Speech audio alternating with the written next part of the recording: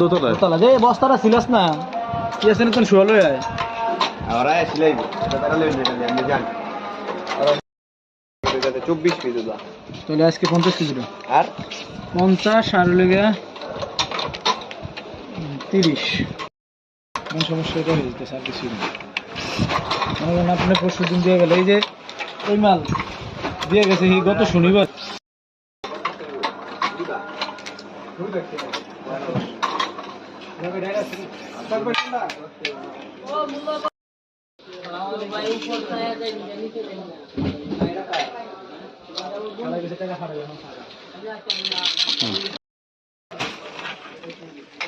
আলামিনে যাইতেইব।